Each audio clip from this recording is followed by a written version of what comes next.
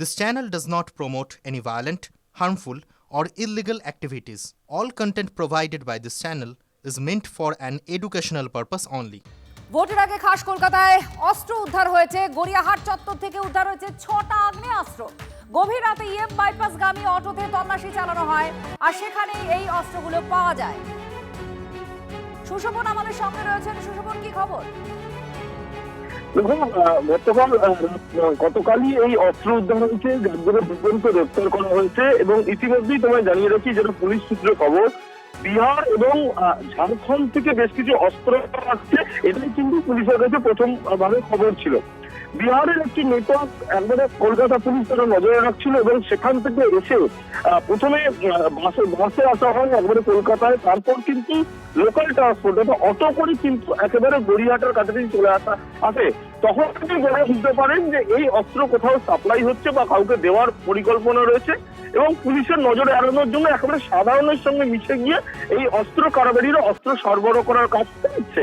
অর্থাৎ এই জায়গা দিয়ে কিন্তু ইতিমধ্যেই গ্রেপ্তার করা হয়েছে, কিন্তু এই অস্ত্র কে বা কারা পাঠিয়েছিল আর কারা রিসিভ করতো সেটাই এখন গোয়েন্দাদের সব থেকে বড় প্রশ্ন এবং সেটাই জানার চেষ্টা করছে। ধন্যবাদ। এর আগেও কলকাতা শহরে অস্ত্র পাওয়া গিয়েছে। একদিকে যেমন গতকালের উদ্ধারের ঘটনা আমরা দেখাচ্ছি, তার সঙ্গে সঙ্গে দেখুন 6টা ঘটনা। গত বছর শিয়ালদায় অস্ত্র উদ্ধার হয়েছে, একেবারে এন্ট্রি এক্সিট পয়েন্ট শহরে ঢোকার অন্যতম সেই শিয়ালদায়। তারপরেও অস্ত্র উদ্ধার হয়। জীবনতলা থেকে অস্ত্র পাওয়া যায়, যেগুলো গানশেল ফ্যাক্টরিতে তৈরি হয়েছে, সেই রকম অস্ত্র পাওয়া যায়। তা নিয়ে ব্যাপক তদন্ত হয় এবং রাজনৈতিক চর্চাও শুরু হয়। আর তার সঙ্গে সঙ্গে আরও যে বিভিন্ন জায়গায় অস্ত্র উদ্ধার হয়েছে শিয়ালদা চত্বরে, সেই ঘটনাও আপনাদের দেখাচ্ছি। এজেসি বোস রোড থেকে সেখানে অস্ত্র পাওয়া যায়, কসবা থেকেও অস্ত্র পাওয়া যায়। অস্ত্র যে ঘটনা, অস্ত্র নিয়ে যে হামলা চালানো হয়েছিল সেই ঘটনা আপনাদের দেখাচ্ছে। এরকম 6টি ঘটনা একযোগে আপনাদের সামনে আমরা তুলে ধরছি।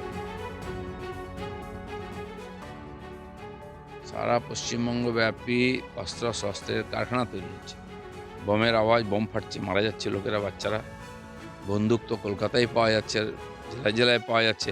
তো সারা দেশ থেকে বোম বন্দুক এখানে জমা করা হচ্ছে বোধহয় ইলেকশনটাকে রক্তাক্ত করার জন্য। সেজন্য সরকারের উপর তো ভরসা কম আছে। কেন্দ্র সরকারের নজর রাখা উচিত এখানে, নাহলে তো মুশকিল হয়ে যাবে এখানে নির্বাচন করা আর ভোট দেওয়া। তৃণমূল কংগ্রেসের প্রতিক্রিয়া নেব। জয়প্রকাশ মজুমদার এই মুহূর্তে আমাদের সঙ্গে রয়েছেন। জয়প্রকাশ বাবু, আপনি দিলীপ ঘোষের বক্তব্য শুনেছেন সম্ভবত। দিলীপ ঘোষ তিনি বলছেন যে কেন্দ্র সরকারের এখানে নজর দেওয়ার প্রয়োজন রয়েছে। সেটা কি ভরসা বলছে, রাজ্য সরকারের উপর ভরসা কম আছে। পশ্চিমবঙ্গে শান্তি বিরাজ করছে এবং অস্ত্র ধরছে, পাকড়াও করছে রাজ্যের পুলিশ। রাজ্যের পুলিশ সব জায়গায় শান্তির জন্য যা যা পদক্ষেপ দরকার সেগুলো নিচ্ছে।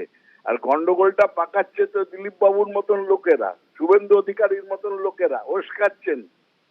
লাঠি নিয়ে এসো, মারো, পুড়িয়ে দাও, মেরে দাও, এইসব কথা যখন বলেন তখন খেয়াল থাকে না যে এগুলো হচ্ছে অশান্তির বার্তা। আসল ঘটনাটা হচ্ছে এই রাজ্যে অনেকেই চেষ্টা করবে যে অবস্থাটা যেন আশঙ্কাজনক হয় বা অশান্তি তৈরি করা যায়। অশান্তির বাতাবরণ তৈরি করে ঘোলা জলে মাছ ধরবেন এই বিজেপির নেতারা। কিন্তু কাজের কাজটা করছেন মমতা বন্দ্যোপাধ্যায় এবং তার পুলিশ। তারা সব জায়গায় পদক্ষেপ নিচ্ছে। পৃথিবীতে এমন একটা সোসাইটি বা সমাজ দেখানো যাচ্ছে না যেখানে হিংসা নেই। কিছু সব জায়গায় আছে, দিল্লিতে আছে, উত্তরপ্রদেশে আছে, কিন্তু সেখানকার পুলিশ কাজ করে না, পশ্চিমবঙ্গের পুলিশ কাজ করে। সেটাই প্রমাণিত এই অস্ত্র পাকড়াও নিয়ে। ধন্যবাদ জয়প্রকাশ বাবু।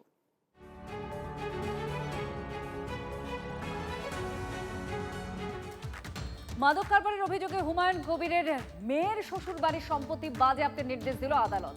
10,73,75,000 টাকার সম্পত্তি সেটা বাজেয়াপ্ত করার নির্দেশ দিয়েছে আদালত। মাদক মামলা, আর সেই মামলাতেই কোর্টের নির্দেশ পেয়ে সক্রিয় হয়েছে পুলিশ। হুমায়ুন কন্যা সুলতানা শ্বশুর শরীফুল ইসলামের স্থাবর এবং অস্থাবর সম্পত্তি বাজেয়াপ্ত করার প্রক্রিয়া শুরু করে দেওয়া হয়েছে। লালগোলা সহ 17টি জায়গায় হুমায়ুন কবিরের মেয়ের শ্বশুরের সম্পত্তির হদিশ পেয়েছে পুলিশ।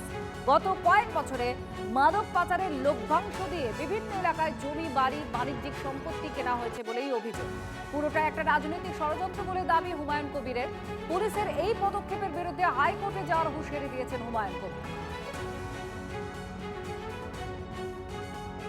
টার্গেট হচ্ছে বাবার সাথে কিছু করতে পারছে না, এবার ফ্যামিলির ক্ষতি করলে তো তেনার গায়ে লাগবেই।